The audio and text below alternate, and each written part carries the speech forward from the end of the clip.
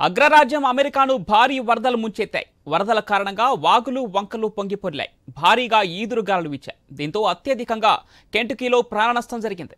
వరదల కారణంగా ఇప్పటి వరకు 9 మంది మృతి చెందారు. కార్లు నీటిలో చిక్కుకొని మునిగిపోవడంతో వారు ప్రాణాలు కోల్పోయారు. అంతేకాకుండా విద్యుత్ సరఫరాకు తీవ్ర అంతరాయం ఏర్పడింది.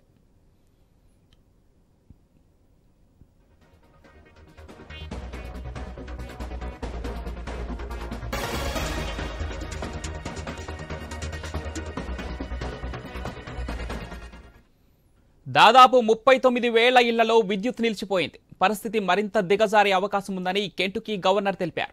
వరదల కారణంగా ప్రాణనష్టం జరగడం విషాదకరమని కెంటుకీ గవర్నర్ ఆండీ బెషీర్ అన్నారు. వరదల్లో చిక్కుకున్న వారిని సురక్షిత ప్రాంతాలకు తరలించాలని ఆదేశించారు. సహాయక చర్యల బాధ్యతను ఫెడరల్ ఎమర్జెన్సీ మేనేజ్మెంట్ ఏజెన్సీకి అప్పగించారు. అటు అమెరికా అధ్యక్షుడు డొనాల్డ్ ట్రంప్ కూడా వరదలపై సమీక్షిస్తున్నారు. కెంటుకీ, టెనస్సీలోని కొన్ని ప్రాంతాల్లో 15 సెంటీమీటర్ల వర్షం కురిసిందని national weather service senior forecaster Bob Oravec తెలిపారు. భారీ వరదల కారణంగా ప్రజలు అప్రమత్తంగా ఉండాలని సూచించారు.